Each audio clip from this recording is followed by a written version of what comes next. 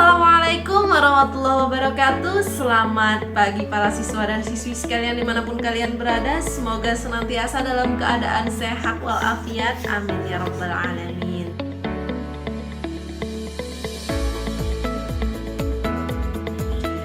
Baik para siswa dan siswi sekalian, sebelum kita memulai pembelajaran pada hari ini, silahkan absen di learning terlebih dahulu ya. Ya, baik. Sebelum kita memasuki materi SKI pada hari ini, silahkan berdoa terlebih dahulu agar ilmu yang didapatkan menjadi ilmu yang bermanfaat. Amin ya rabbal alamin. Silahkan berdoa dimulai.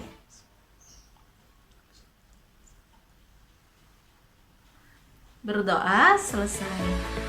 Baik, para siswa-siswi sekalian, pada hari ini kita akan membahas materi SKI tentang peran umat Islam dalam memperjuangkan kemerdekaan Indonesia. Yang mana pada materi ini nanti kita akan membahas tentang peran umat Islam pada masa penjajahan, kemudian pada masa kebangkitan nasional, dan peran umat Islam setelah kemerdekaan Indonesia. Nah, silahkan ya disimak video berikut ini. Jangan sampai di skip karena ada banyak materi yang penting untuk kalian simak. Baik, para siswa dan siswi sekalian, pada kali ini kita akan membahas materi SKI dengan judul materi Peran Umat Islam dalam Memperjuangkan Kemerdekaan Indonesia. Nah, para siswa-siswi sekalian, sebelum kita memulai, di sini ada peta konsep. Kita lihat terlebih dahulu apa saja yang akan kita bahas di materi kali ini. Jadi, di materi kali ini kita akan membahas perjuangan umat Islam dalam memperjuangkan kemerdekaan Indonesia. Itu ada dua pembahasan, yang mana ada masa penjajahan dan kemerdekaan, kemudian ada pasca kemerdekaan. Yang mana pada masa penjajahan dan kemerdekaan itu terbagi menjadi dua, ada pembahasan untuk masa penjajahan dan pembahasan masa kebangkitan nasional. Nah, kemerdekaan yang diraih bangsa Indonesia tidak datang secara tiba-tiba. Ada proses panjang yang mewarnai dalam setiap tahap melawan penjajah. Perlawanan rakyat Indonesia melawan penjajah tidak terlepas dari peran umat Islam sebagai laskar dan pemimpinnya. Nah, lalu siapakah mereka? Nah, di materi kali ini kita akan membahas peran umat Islam pada masa penjajahan dan kemerdekaan. Yang mana untuk masa penjajahan itu ada Pangeran Diponegoro, Tengku Umar. Nah, kemudian untuk perjuangan umat Islam pada masa kebangkitan nasional itu ada Cokroaminoto atau Haji Omar Said Cokroaminoto, Kiai Haji Ahmad Dahlan, dan Kiai Haji Muhammad Hashim Asy'ari. Baik, kita masuk ke yang pertama dulu, Pangeran Diponegoro. Nah, beliau ini adalah pangeran putra sulung dari Sultan Hamengkubuwono III, Raja ketiga di Kesultanan Yogyakarta. Nah, beliau lahir pada 11 November 1785 di Yogyakarta dengan nama mustahar dari seorang ibu bernama Raden Ajeng Mangkarawati yang merupakan keturunan Kiai Ageng Perampelan, ulama yang sangat disegani di masa Panembahan Senopati mendirikan Kerajaan Mataram. Lalu semasa kecilnya, Pangeran Diponegoro ini bernama Bandara Raden Mas Antawirya. Sejak kecil, beliau dididik oleh neneknya, Kanjeng Ratu Ageng di Tegalrejo. Terkenal sebagai orang yang amat soleh, beliau selalu berusaha memperdalam soal agama. Untuk memperkuat imannya, beliau sering mengasingkan diri di tempat-tempat yang jauh, bertapa, dan mengembara. Hingga dengan sendirinya banyak orang tertarik oleh kepribadiannya. Sebagai orang yang sangat saleh, beliau tidak mementingkan keduniawian dan selalu mengingat kepentingan umum. Terdesak oleh keadaan, maka beliau bertindak untuk mempertahankan kedudukan para bangsawan dan membela nasib rakyat kecil. Nah, Pangeran Diponegoro ini lebih tertarik pada kehidupan keagamaan dan merakyat, sehingga beliau lebih suka tinggal di Tegalrejo, tempat tinggal Eyang Buyut putrinya. Permaisuri dari Sultan Hamengkubuwono I, Gusti Kanjeng Ratu Tegalrejo, daripada di keraton. Pemberontakannya terhadap keraton dimulai sejak kepemimpinan Sultan Hamengkubuwono V. Ketika itu, Diponegoro menjadi salah satu anggota perwalian yang mendampingi Hamengkubuwono V yang masih berusia 3 tahun. Sedangkan pemerintahan sehari-hari dipegang oleh Patuh Danureja di bawah pengawasan residen. Nah, kemudian Pangeran Diponegoro ini menyadari maksud dan tujuan siasat Belanda itu menganggap bahwa kedudukannya sebagai wali sultan bertentangan dengan aturan-aturan agama, sehingga ia menolak pengangkatan tersebut oleh Presiden Belanda. Cara perwalian yang seperti itu tidak disetujui oleh Pangeran Diponegoro ini. Nah, lalu Perang Diponegoro berawal ketika pihak Belanda memasang patok di tanah milik Diponegoro di desa Tegalrejo. Saat itu, ia memang sudah muak dengan kelakuan Belanda yang tidak menghargai adat istiadat setempat dan sangat mengeksploitasi rakyat dengan pembebanan pajak. Lalu, sikap Diponegoro yang menentang Belanda secara terbuka mendapat simpati dan dukungan rakyat. Atas saran GPH Mangkubumi, pamannya Diponegoro menyingkir dari Tegalrejo dan membuat markas di sebuah gua yang bernama Gua Selarong. Nah, saat itu Diponegoro menyatakan bahwa perlawanannya adalah perang sabil, perlawanan menghadapi kaum kafir.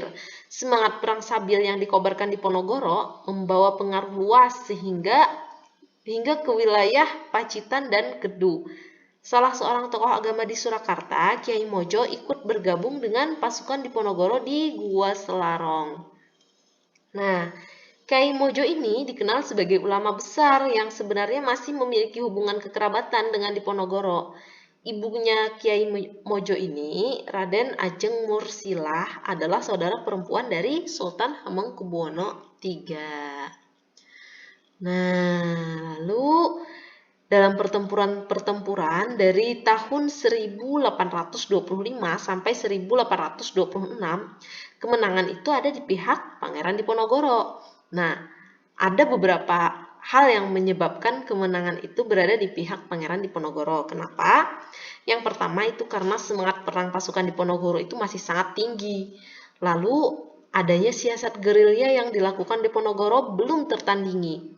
Dan yang ketiga itu sebagai pasukan Belanda, sebagian pasukan Belanda maksudnya masih berada di Sumatera Barat dalam rangka Perang Padri. Nah, oleh karena itu tawaran Belanda untuk melakukan perdamaian selalu ditolak oleh Pangeran Diponegoro ini. Lalu melihat semakin kuatnya Diponegoro dan semakin meluasnya medan pertempuran, maka Belanda menilai bahwa perlawanan Diponegoro sangat membahayakan kedudukan Belanda di Indonesia. Itulah sebabnya Belanda lalu menggelar berbagai siasat untuk menumpas dan menghentikan perlawanan Diponegoro itu. Lalu pada tahun 1829, Pangeran Mangkubumi dan Alibasya Sentot Prawirodirjo mengambil keputusan untuk menyerahkan diri sebelum dikalahkan. Sampai tahun 1829 tersebut, kira-kira 200.000 pasukan Diponegoro telah gugur.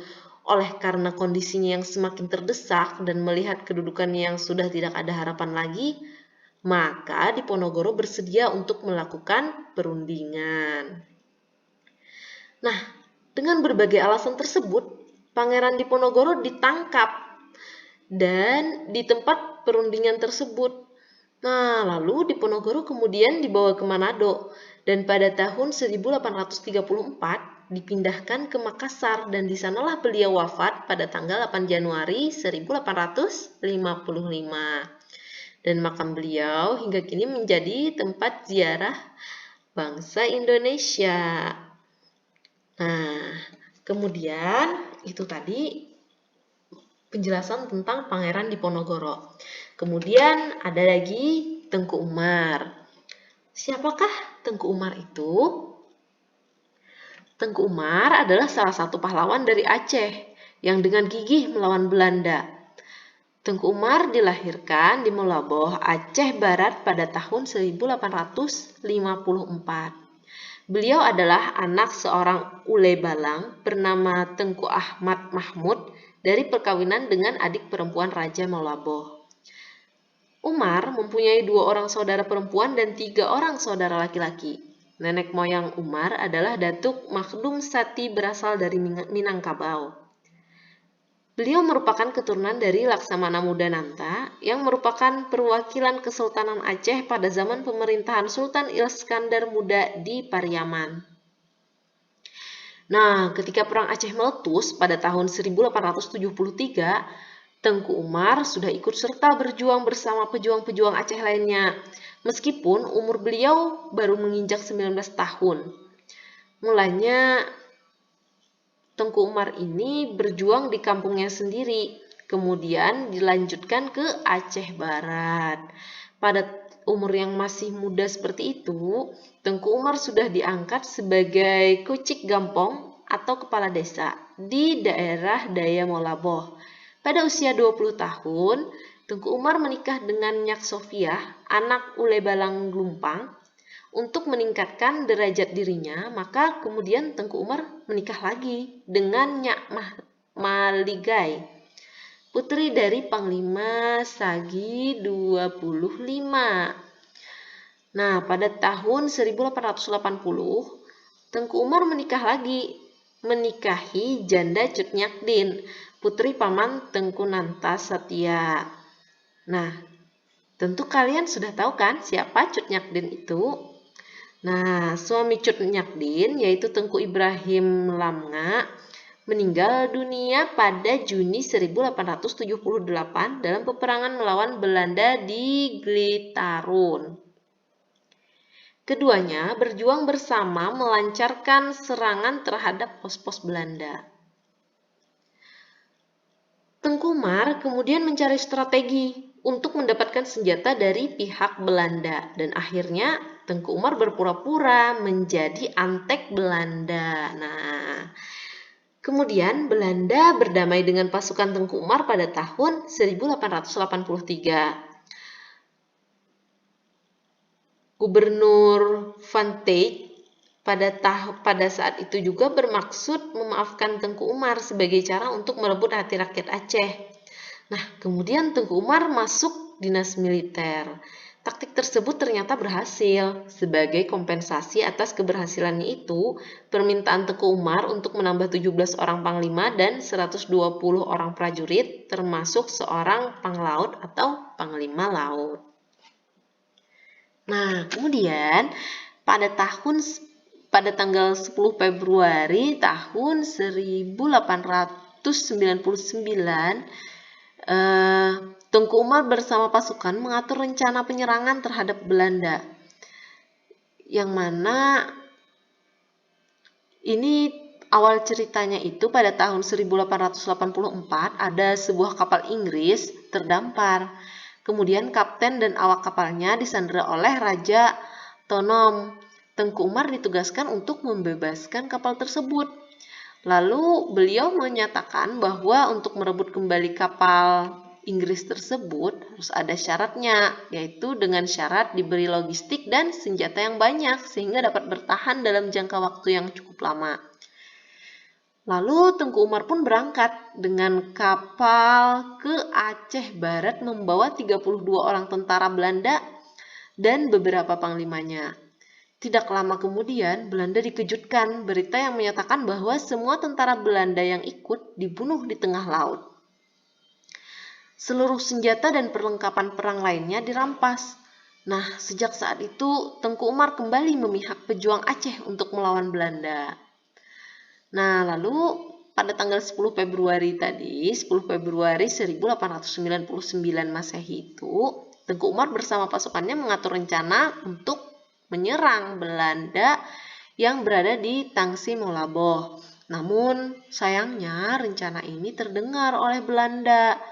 Nah, lalu Jenderal Van Houts memerintahkan Letnan Verboek untuk memimpin pasukannya berpatroli ke arah barat dengan menyusuri pantai serta melakukan penjagaan di Suak Ujung Kalak. Akhirnya kemudian Tengku Umar itu bergerak menyusuri pantai bersama pasukannya dari Lok Babon menuju Molaboh pada malam hari tanggal 11 Februari 1899 Masehi. Nah, tapi pasukan Belanda yang terlebih dahulu bersiaga di seberang Suak Ujung Kalak melepaskan tembakan dan pasukan Tengku Umar pun terkepung. Lalu peluru Belanda pun bersarang di dada kiri Tengku Umar dan akhirnya Tengku Umar pun meninggal sebagai syuhada.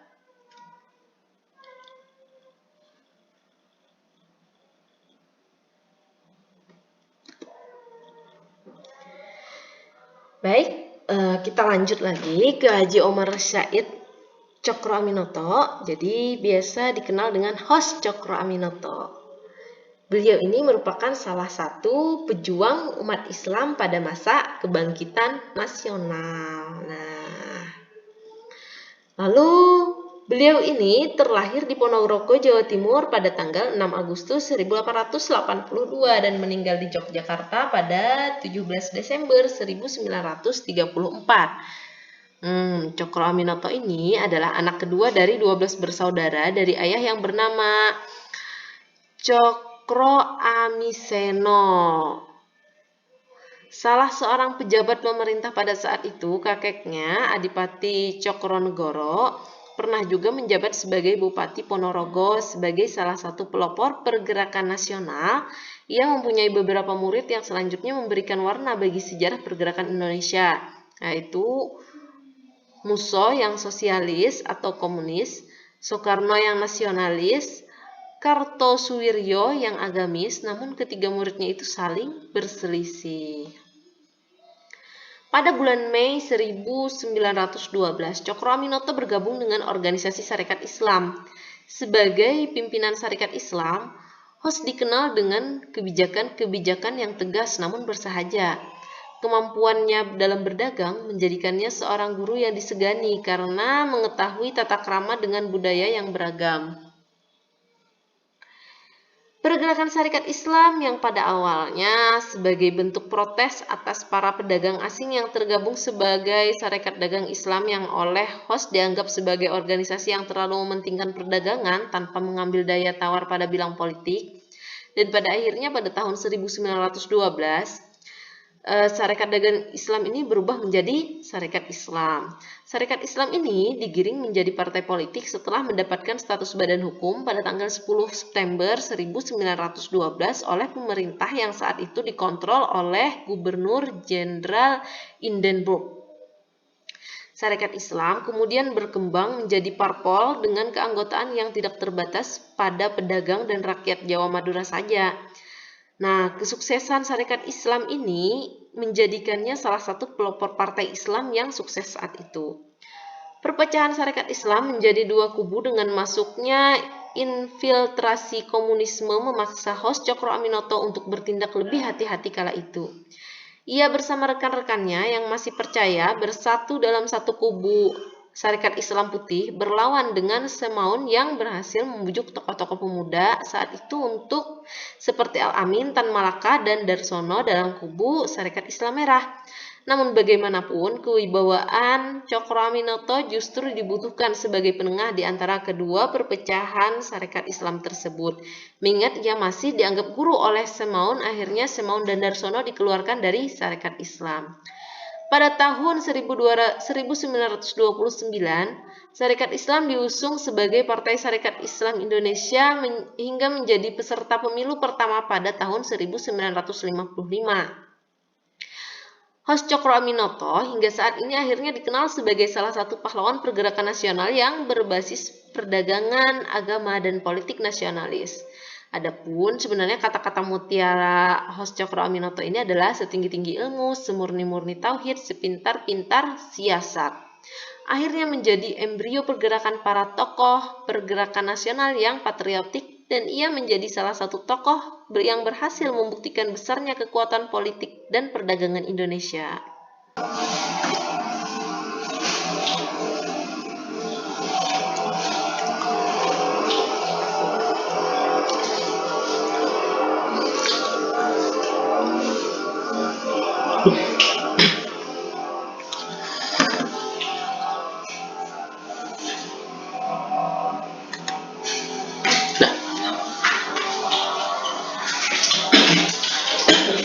Yang tadi udah kita simpan lo yang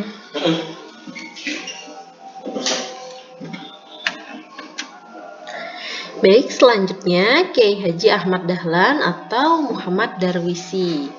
Beliau lahir di Yogyakarta pada tanggal 1 Agustus 1868 dan meninggal di Yogyakarta 23 Februari 1923. Beliau adalah salah seorang pahlawan nasional Indonesia. Beliau adalah putra keempat dari 7 bersaudara dari keluarga Kiai Haji Abu Bakar. Kiai Haji Abu Bakar adalah seorang ulama dan khatib terkemuka di Masjid Besar Kesultanan Yogyakarta pada masa itu. Dan ibu beliau adalah putri dari Haji Ibrahim yang juga menjabat penghulu Kesultanan Yogyakarta Hadiningrat pada masa itu.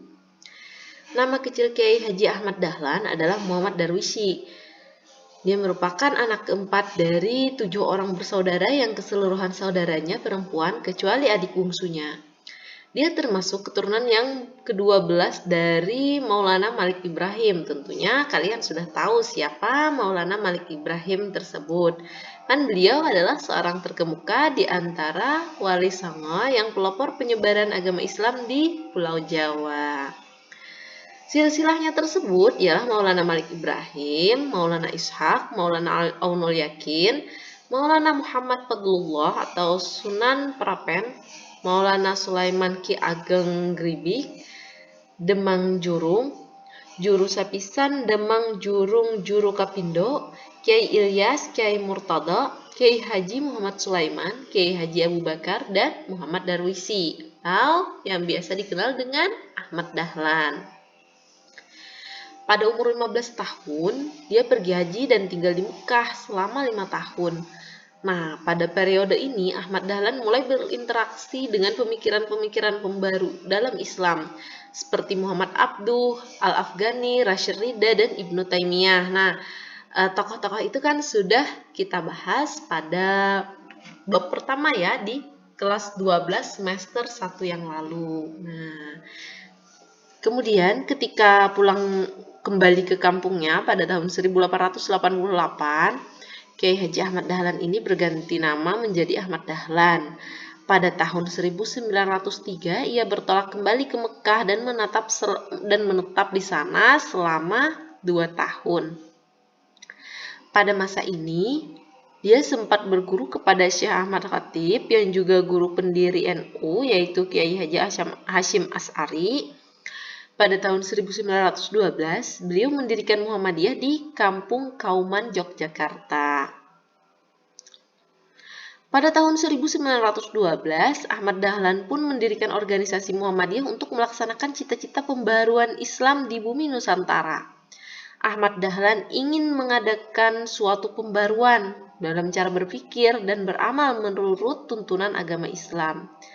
Dia ingin mengajak umat Islam Indonesia untuk kembali hidup menurut tuntunan Al-Quran dan Hadis. Perkumpulan ini berdiri bertepatan pada tanggal 18 November 1912. Dan sejak awal Ahmad Dahlan telah menetapkan bahwa Muhammadiyah bukan organisasi politik, tetapi bersifat sosial dan bergerak di bidang pendidikan. Lalu pada tanggal 20 Desember 1912, Ahmad Dahlan mengajukan permohonan kepada pemerintah Hindia Belanda untuk mendapatkan badan hukum. Permohonan itu baru dikabulkan pada tahun 1914 dengan surat ketetapan pemerintah nomor 81 tahun tanggal 22 Agustus tahun 1914. Izin itu hanya berlaku untuk daerah Yogyakarta dan organisasi ini hanya boleh bergerak di daerah Yogyakarta. Dari pemerintah Hindia Belanda timbul kekhawatiran akan perkembangan organisasi ini. Maka dari itu, kegiatan dari organisasi ini sangat dibatasi. Walaupun Muhammadiyah dibatasi, tetapi di daerah lain seperti Serandakan, Wonogiri, Imogiri, dan lain-lain telah berdiri cabang Muhammadiyah. Hal ini jelas bertentangan dengan keinginan pemerintah Hindia Belanda. Untuk mengatasinya, maka Kiai Haji Ahmad Dahlan menyiasatinya dengan menganjurkan agar cabang Muhammadiyah di luar Yogyakarta memakai nama lain. Misalnya nih, Nurul Islam di Pekalongan, Al-Munir di Ujung Pandang, Ahmadiyah di Garut, sedangkan di Solo berdiri Perkumpulan Sidik Amanah Tabligh Fatanah yang mendapat pimpinan dari cabang Muhammadiyah. Bahkan dalam kota Yogyakarta sendiri ia menganjurkan adanya jamaah dan perkumpulan untuk mengadakan pengajian dan menjalankan kepentingan Islam. Gagasan pembaharuan Muhammadiyah disebarluaskan oleh Ahmad Dahlan dengan mengadakan tabligh ke berbagai kota, di samping juga melalui relasi-relasi dagang yang dimilikinya. Gagasan ini ternyata mendapatkan sambutan yang besar dari masyarakat di berbagai kota Indonesia. Lalu ulama-ulama dari berbagai daerah lain berdatangan kepadanya untuk menyatakan dukungan terhadap Muhammadiyah. Nah, lalu Muhammadiyah ini makin lama makin berkembang hampir di seluruh Indonesia. Oleh karena itu, pada tanggal 7 Mei 1921, Ahmad Dahlan mengajukan permohonan kepada pemerintah Hindia Belanda untuk mendirikan cabang-cabang Muhammadiyah di seluruh Indonesia. Permohonan ini dikabulkan oleh pemerintah Hindia Belanda pada tanggal 2 September 1921. Atas jasa-jasa Kiai Haji Ahmad Dahlan dalam membangkitkan kesadaran bangsa Indonesia melalui pembaharuan Islam dan pendidikan, maka pemerintah Republik Indonesia pun menetapkan beliau sebagai pahlawan nasional. Dasar-dasar penetapan itu ialah sebagai berikut. Kiai Haji Ahmad Dahlan telah mempelopori kebangkitan umat Islam untuk menyadari nasibnya sebagai bangsa terjajah yang masih harus belajar dan berbuat. Dengan organisasi Muhammadiyah yang didirikannya, telah banyak memberikan ajaran Islam yang murni kepada bangsanya. Ajaran yang menuntut kemajuan, kecerdasan, dan beramal bagi masyarakat dan umat. Dengan dasar iman dan Islam dengan organisasinya Muhammadiyah telah mempelopori amar usaha, sosial, dan pendidikan yang amat diperlukan bagi kebangkitan dan kemajuan bangsa. Dengan ajaran Islam dan dengan organisasinya, Muhammadiyah bagian wanita atau Aisyah telah mempelopori kebangkitan wanita Indonesia untuk mengecap pendidikan dan berfungsi sosial setingkat dengan kaum pria. Nah, selanjutnya ini ada Kiai Haji Hasyim Asy'ari. Beliau lahir di Kabupaten Jombang pada tanggal 14 Februari 1871. Meninggal di Jombang, Jawa Timur pada umur 76 tahun. Beliau juga merupakan salah seorang pahlawan nasional Indonesia yang merupakan pendiri Nahdlatul Ulama yang biasa dikenal dengan NU, yang mana organisasi ini merupakan organisasi massa Islam yang terbesar di Indonesia. Di kalangan Nahdien dan ulama pesantren, ia dijuluki dengan sebutan Hadratus Syekh yang berarti Maha Guru. Kiai Haji Hasyim Asy'ari adalah putra ketiga dari 10 bersaudara. Ayahnya bernama Kiai Asy'ari, pemimpin pondok pesantren yang berada di sebelah selatan Jombang. Ibunya bernama Halimah, sementara ke-10 saudaranya antara lain Nafi'ah, Ahmad Soleh, Radiah, Hasan, Anis, Fatanah, Maimunah, Maksum, Nahrawi, dan Adnan. Berdasarkan silsilah, garis keturunan ibu Kiai Haji Hasyim Asy'ari ini memiliki garis keturunan baik dari Sultan Pajang Jakatingkir, yang juga mempunyai keturunan ke Raja Hindu Majapahit, Raja Brawijaya V.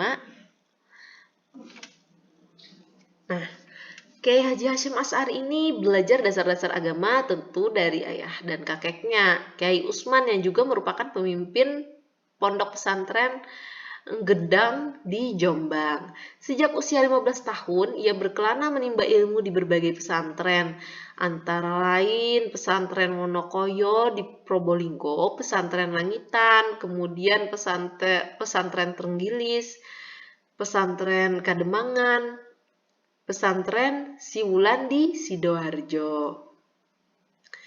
Kemudian pada tahun 1892, Kiai Haji Hasyim Asy'ari pergi menimba ilmu ke Mekah dan berguru pada Syekh Ahmad Khatib Minangkabau, Syekh Muhammad Mahfuz At-Tarmasi, Syekh Ahmad Amin At-Tohar, Syekh Ibrahim Arab, Syekh Said Yamani, Syekh Rahmaullah, Syekh Soleh Bafadal, Syekh Abbas Maliki, Syekh Alwi, dan Sayyid Husin Al-Habsyi. Di Mekah awalnya Kiai Haji Hasyim Asy'ari belajar di bawah bimbingan Syekh Mahfuz. Nah, yang merupakan ulama dari Indonesia pertama yang mengajar Sahih Bukhari di Mekah. Ia mendapatkan ijazah langsung dari Syekh Mahfuz untuk mengajar Sahih Bukhari, di mana Syekh Mahfuz merupakan pewaris terakhir dari pertalian penerima atau isnad hadis dari 23 generasi penerima karya ini. Selain belajar hadis, ia juga belajar tasawuf dengan mendalami tarekat Qadariyah dan Naqsabandiyah. Kiai Haji Hasyim Asy'ari juga mempelajari fikih mazhab Syafi'i di bawah asuhan Syekh Ahmad Khatib dari Minangkabau yang juga ahli dalam bidang astronomi atau ilmu falak. Kemudian beliau juga ahli dalam ilmu hisab, dan pada masa belajar pada Syekh Ahmad Khatib inilah Kiai Haji Hasyim Asy'ari mempelajari tafsir Al-Manar karya monumental Muhammad Abduh. Pada prinsipnya ia mengagumi rasionalitas pemikiran Abduh, akan tetapi kurang setuju dengan ejekan Abduh terhadap ulama tradisionalis. Pada tahun 1899, sepulangnya dari Mekah, Kiai Haji Hasyim Asy'ari mendirikan pesantren Tebu Ireng yang kelak menjadi pesantren terbesar dan terpenting di Jawa pada abad 20. Pada tahun 1926, Kiai Haji Hasyim Asy'ari menjadi salah satu pemrakarsa berdirinya Nahdlatul Ulama, yang berarti kebangkitan ulama.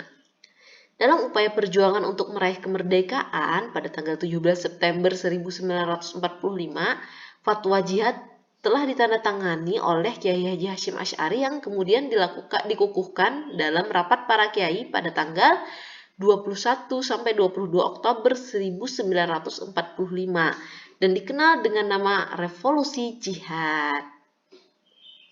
Revolusi Jihad sebagai pengobar semangat para ulama dan santri yang tergabung dalam Laskar Hizbullah dan Sabilillah dalam melakukan perlawanan terhadap penjajah. Selain itu juga mendesak pemerintah agar segera menentukan sikap melawan kekuatan asing yang ingin menggagalkan kemerdekaan Indonesia.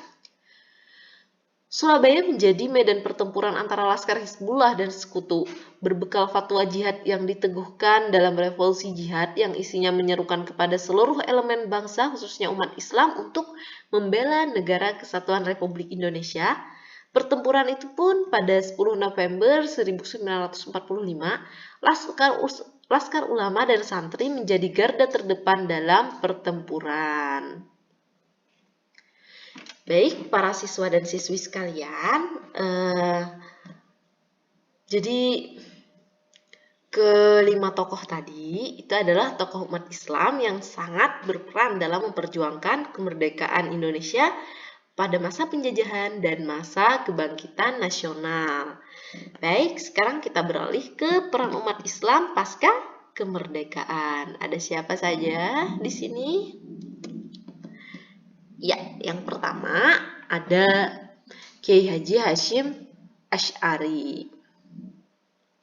Profesor Dr. Haji Abdul Malik Karim Amrullah, gelar Datuk Indomo, populer dengan nama penanya Hamka, lahir di Nagari Sungai Batang, Tanjung Raya, Kabupaten Agam, Sumatera Barat pada tanggal 17 Februari 1908.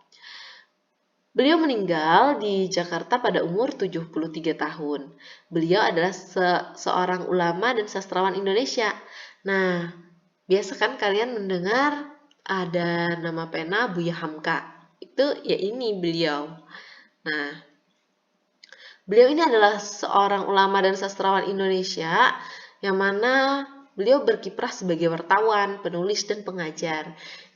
Ia terjun dalam politik melalui Masyumi sampai partai tersebut dibubarkan.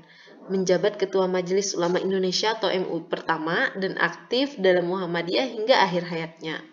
Universitas Al-Azhar dan Universitas Nasional Malaysia menganugerahkannya gelar doktor kehormatan, sementara Universitas Mustopo Jakarta mengukuhkan Hamka sebagai guru besar. Namanya disematkan untuk Universitas Hamka milik Muhammadiyah.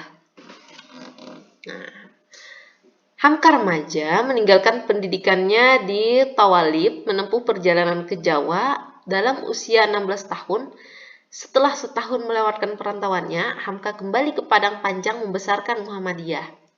Pengalamannya ditolak sebagai guru di sekolah milik Muhammadiyah karena tak memiliki diploma, dan kritik atas kemampuannya berbahasa Arab melucut keinginan Hamka pergi ke Mekah. Dengan bahasa Arab yang dipelajarinya, Hamka mendalami sejarah Islam dan sastra secara otodidak. Kembali ke tanah air, Hamka merintis karir sebagai wartawan sambil bekerja sebagai guru agama di Delhi. Dalam pertemuan memenuhi kerinduan ayahnya, Hamka mengukuhkan tekadnya untuk meneruskan cita-cita ayahnya dan dirinya sebagai ulama dan sastrawan. Kembali ke Medan pada tahun 1936, setelah setelah pernikahan beliau maksudnya, ia menerbitkan majalah Pedoman Masyarakat.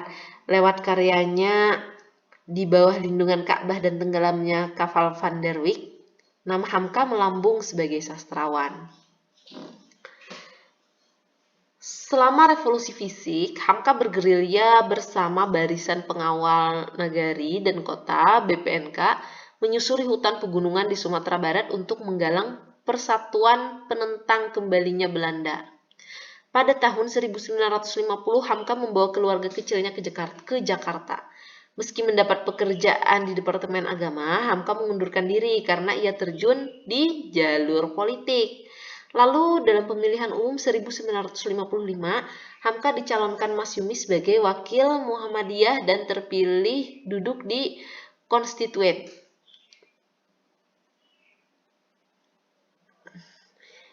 Beliau ini terlibat dalam perumusan kembali dasar negara. Sikap politik Masyumi menentang komunisme dan gagasan demokrasi terpimpin mempengaruhi hubungannya dengan Soekarno. Usai Masyumi dibubarkan sesuai dekret Presiden 5 Juli 1959, Hamka menerbitkan majalah Panji Masyarakat yang berumur pendek. Dibredel oleh Soekarno setelah menurunkan tulisan Hatta yang telah mengundurkan diri sebagai wakil presiden berjudul Demokrasi Kita. Seiring meluasnya pengaruh komunis, Hamka dan karya-karyanya diserang oleh organisasi kebudayaan Lekra. Tuduhan melakukan gerakan subversif membuat Hamka diciduk dari rumahnya ke tahanan Sukabumi pada tahun 1964. Beliau ini merampungkan tafsir Al-Azhar dalam keadaan sakit sebagai tahanan. Seiring peralihan kekuasaan ke Soeharto, Hamka kemudian dibebaskan pada Januari 1966. Beliau ini mendapatkan ruang pemerintahan, mengisi jadwal tetap ceramah di RRI dan TVRI. Ia juga mencurahkan waktunya membangun kegiatan dakwah di Masjid Al-Azhar. Ketika pemerintah menjajaki pembentukan Majelis Ulama Indonesia pada tahun 1975, peserta musyawarah memilih dirinya secara aklamasi sebagai ketua. Sepeninggal Hamka, pemerintah menyematkan bintang Mahaputra Utama secara anumerta kepada Hamka. Sejak 2011, beliau ditetapkan sebagai pahlawan nasional Indonesia dan namanya diabadikan untuk perguruan tinggi Islam di Jakarta milik Muhammadiyah, yakni Universitas Muhammadiyah Hamka. Baik, selanjutnya nih, ada Kiai Haji Abdurrahman Wahid atau biasa yang dikenal dengan Gus Dur.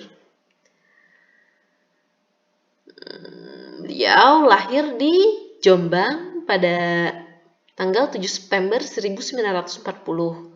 Beliau adalah tokoh Muslim Indonesia yang menjadi Presiden Indonesia yang keempat dari tahun 1999 hingga 2001. Ia menggantikan Presiden B.J. Habibie setelah dipilih oleh MPR, Majelis Permusyawaratan Rakyat, hasil pemilu pada tahun 1999 dan berakhir pada sidang istimewa MPR pada tanggal 23 Juli tahun 2001.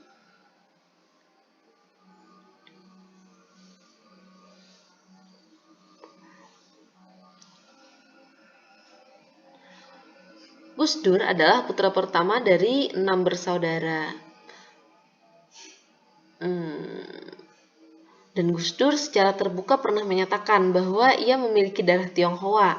Ia adalah keturunan dari Tan Kim Han yang menikah dengan Tan Alok, saudara kandung Raden Patah, pendiri Kesultanan Demak. Tan Alok dan Tan Eng Hwa ini merupakan anak dari Putri Champa, putri Tiongkok yang merupakan selir Raden Brawijaya V. Tan Kim Han sendiri kemudian berdasarkan penelitian seorang peneliti Prancis, Louis Charles, diidentifikasikan sebagai Syekh Abdul Qadir As-Sini yang diketemukan makamnya di Trowulan. Pada tahun 1944, Gus Dur pindah dari Jombang ke Jakarta tempat ayahnya terpilih menjadi ketua pertama Partai Majelis Syura Muslimin Indonesia atau Masyumi, sebuah organisasi yang berdiri dengan dukungan tentara Jepang yang saat itu menduduki Indonesia. Pada akhir perang tahun 1949, Gus Dur pindah ke Jakarta dan belajar di SD Kris sebelum pindah ke SD Matraman Perwari. Gus Dur tetap tinggal di Jakarta dengan keluarganya meskipun ayahnya sudah tidak menjadi Menteri Agama pada tahun 1952.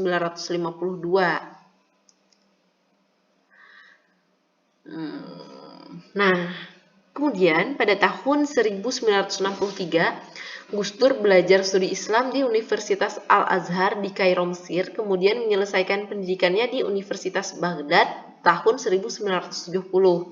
Selanjutnya, Gus Dur pergi ke Belanda untuk meneruskan pendidikan di Universitas Leiden, tetapi kecewa karena pendidikannya di Universitas Baghdad tidak diakui. Dari Belanda, kemudian Jerman dan Perancis sebelum kembali ke Indonesia tahun 1971. Gus Dur kembali ke Jakarta, bergabung ke Lembaga Penelitian Pendidikan dan Penerangan Ekonomi dan Sosial LP3IS, organisasi yang terdiri dari kaum intelektual Muslim, progresif, dan sosial demokrat. LP3IS merupakan majalah Prisma dan Gus Dur menjadi salah satu kontributor utama majalah tersebut.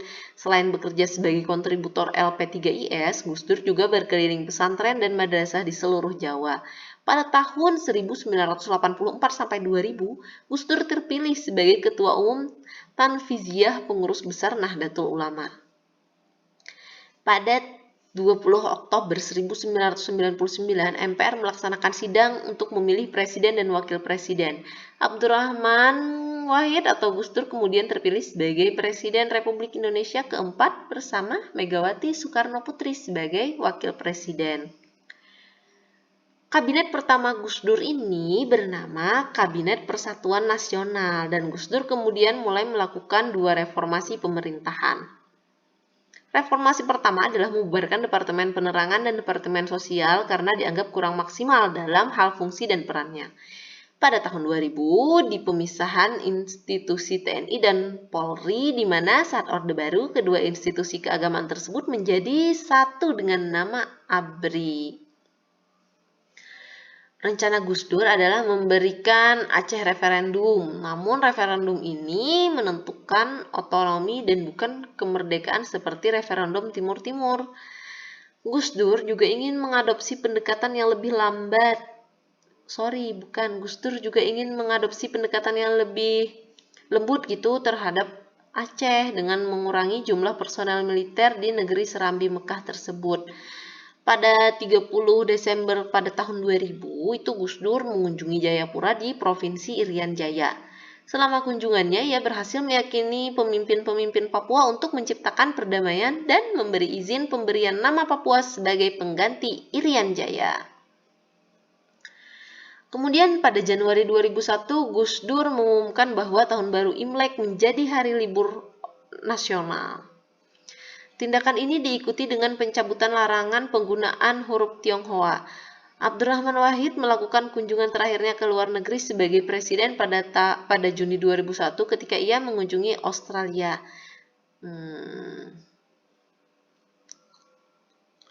Berbagai penghargaan diterima oleh Gus Dur, diantaranya pada tahun 1993 itu Gus Dur menerima Ramon Magsaysay Award, yang mana itu merupakan sebuah penghargaan yang cukup prestisius untuk kategori Community Leadership, Bapak Tionghoa oleh beberapa tokoh Tionghoa Semarang di Kelenteng Taikeksi Gang Lombok pada tanggal 10 Maret 2004.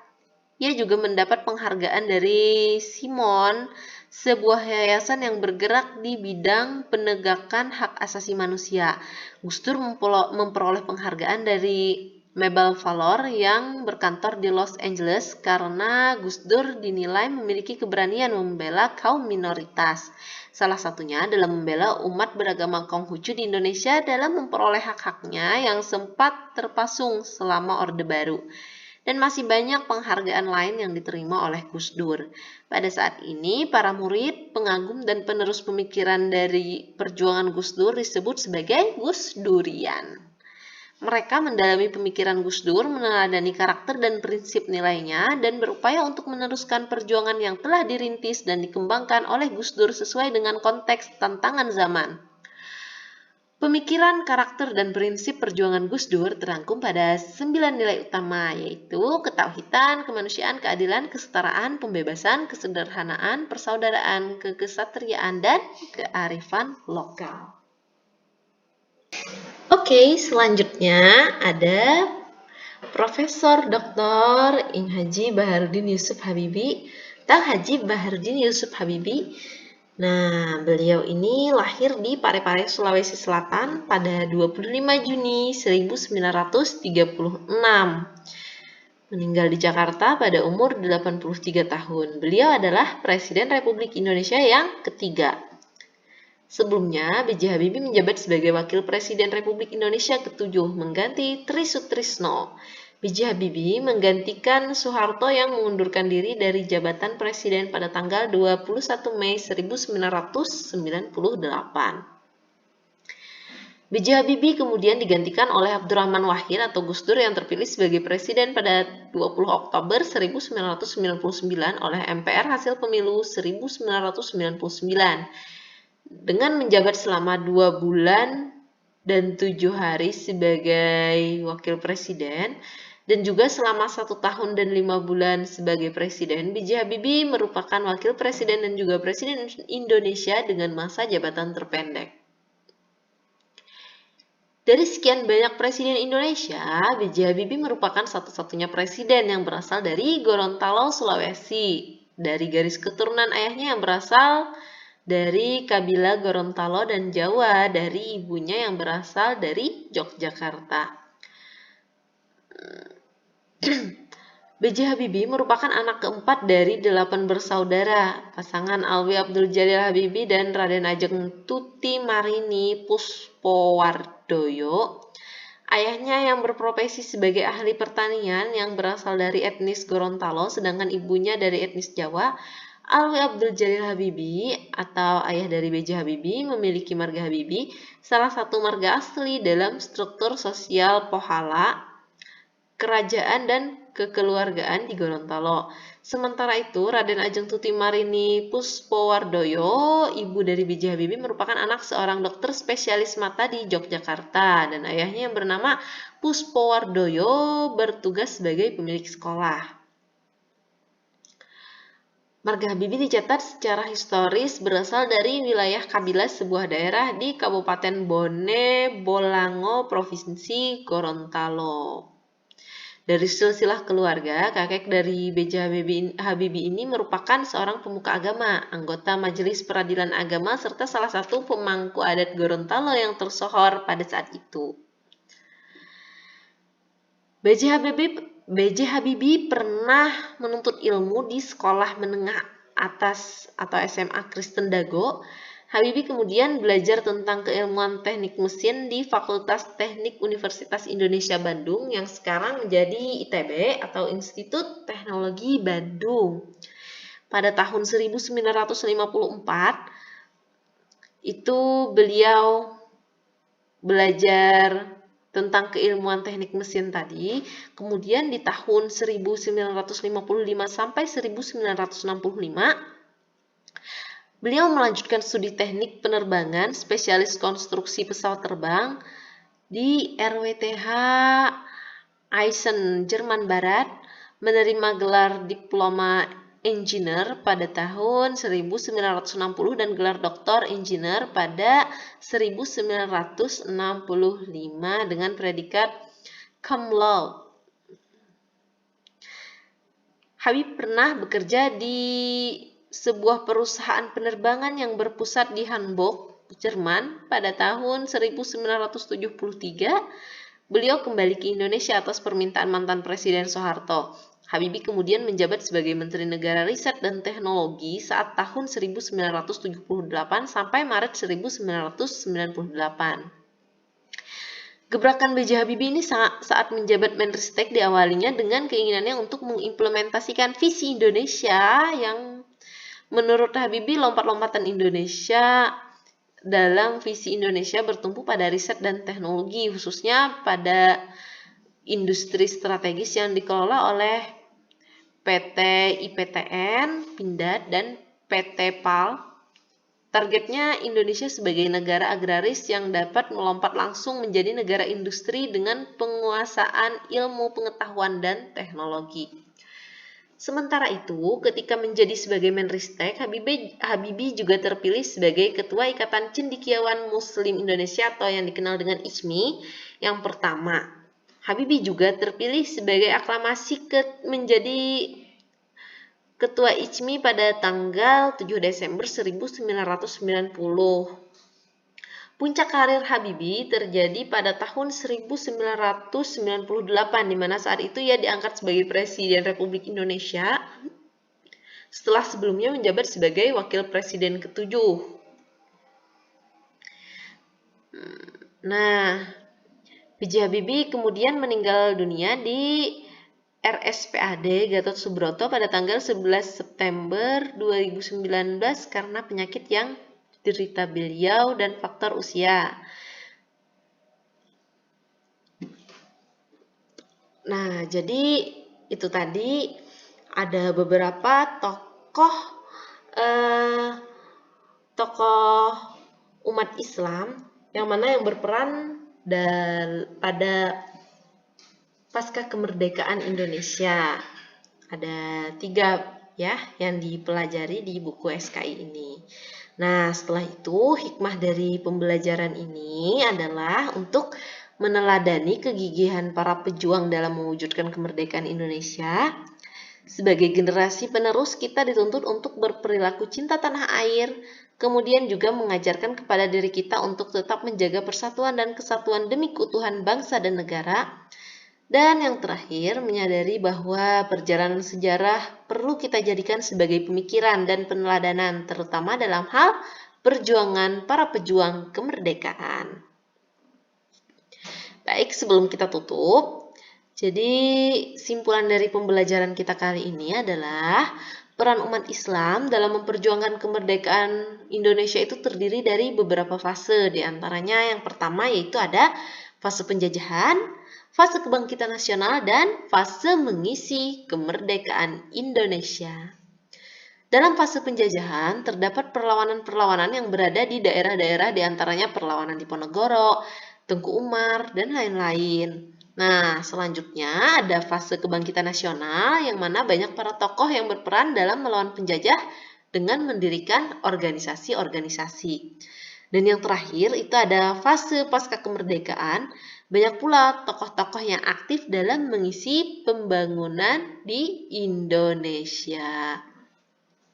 Baik, para siswa dan siswi sekalian, itu tadi materi pembahasan kita dengan judul materi peran umat Islam